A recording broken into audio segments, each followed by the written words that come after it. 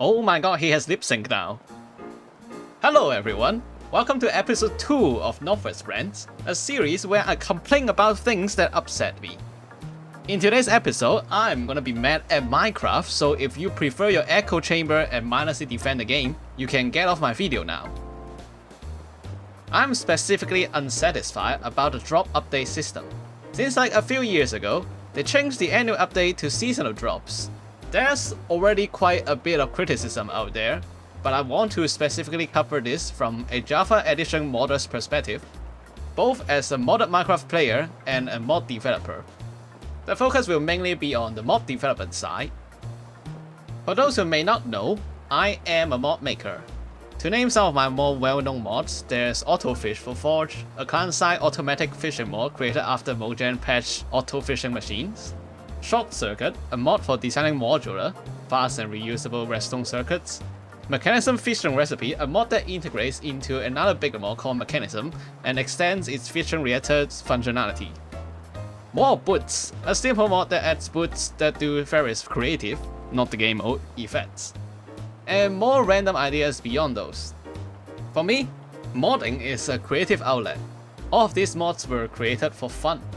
And then there's Mojang, who started to push out annual updates for Minecraft since version 1.13. Every time an update comes out, I'll receive requests from people asking to have my mods updated to support the latest Minecraft version. If you're one of those people, don't worry, I personally don't consider you to be the source of the issue, but the messenger. Minecraft updates are the bane of my existence. In each big version, Mojang would change up quite a big chunk of the system. If your mod uses one of those change systems, well, good luck, cause your next 3 weeks is gonna be spent learning to use the new system. For example, between 1.19 and 1.20, they changed a lot of the world generation code. I used to have a mod called Nether Islands that does a lot of low-level stuff in world gen. The world gen system changed so much that I basically gave up on doing it with mod and switched to a data pack instead. This is where modding starts feeling like chores to me. I hate updating mods for the sake of supporting newer Minecraft versions, without adding any new features. You can probably guess why seasonal updates is even worse for that. But the problem doesn't end there. Say I want to support both the old and new Minecraft versions, and there's a drastic change between them. If I want to add a new feature or fix a bug in my mod, I now have to do this basically 2 separate times, because it integrates differently into the different systems. But even without big system change, small deviations still cause a significant amount of time to integrate. Take my Short Circuit mod as an example. The main branch supports 1.21.11, and there are branches for 1.21.4, 1.20.1, 1.19.2 in the repository as well. To add a new feature, I first modify the main branch, then continuously merge the changes and modify to support the older branches. It takes me a good day or 2 extra to have the new feature trickle down all the branches. Now I'll be reasonable about this and acknowledge the changes on Mojang's side. Most of the time, a new system does optimize the game's performance or make certain features easier to use. Speaking of optimization, kudos to the developers who work on optimization mods, like Sodium, Lithium, Ferrite Core, etc. Those mods work with much lower level code than mine does, so any small changes from Mojang would cost them a lot of time to reintegrate. Don't be mean and don't rush these developers. Also, here's a fun observation and a hypothesis I have. You know how for the longest time, the only optimization mod we had was Optifine for Forge? It wasn't until Fabric came into the scene that we started seeing other optimization mods like Sodium and Lithium and such. I have done my development in both of these modding APIs, and I think I have a solid idea of why this is the case. Fabric compared to Forge is a much less feature-rich modding API.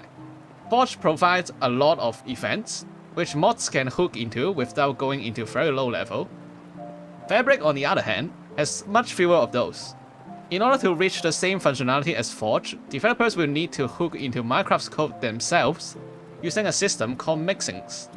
Fabric's wiki provides a basic Mixins tutorial as one of its entries, while Forge doesn't. Therefore, fabric modders are much more inclined to use Mixins to modify Minecraft's code. With more familiarity of Minecraft's code, fabric modders naturally know more in how to optimize it. Thus, most optimization mods are fabric based. Mixins is like a gateway to advanced Minecraft modding. If you are a mod developer and are interested in learning how to use Mixins, I recommend checking out Mixin Introduction by Darkhax and the Mixin cheat sheet by dblsaiko. Yes, the Fabric wiki does have pages about mixing, but they can be a bit overwhelming for beginners, though you would have a much better understanding if you learn from that. Anyway, let's leave a little portion of this video to rant as a modded Minecraft player. The features introduced in the drops sucked. The only good ones are like the sulfur cubes and happy gas. Bundles, we have backpacks. Mob variants, plenty of mods also add that. Wool stairs, find literally any furniture mod. New biomes, bro, have you seen Terralith? Bios so plenty, all the biomes you will go. You'll never get something as exciting as the create mod in vanilla Minecraft.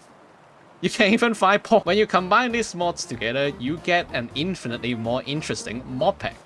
Sky Factory 4 is still the best Minecraft mod pack I have ever played to this day, and it is on 1.12. People were not joking that drops are end of updates. There just doesn't seem to be anything super interesting anymore, once you have had a glimpse of what modern Minecraft can do. By the way, I do actually highly recommend Sky Factory 4 if you want to get into modern Minecraft. It's one of the best mod packs ever created, objectively.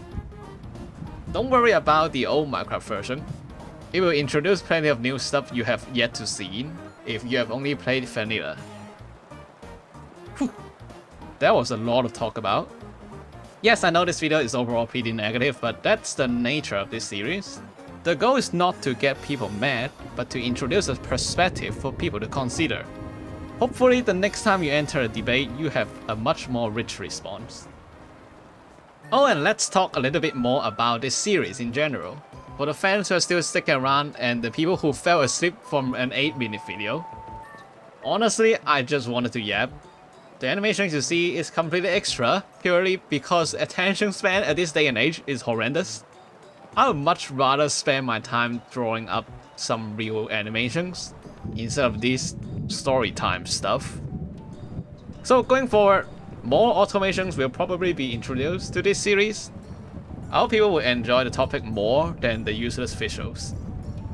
Anyway, thank you very much for watching, have a good day, good luck, and goodbye!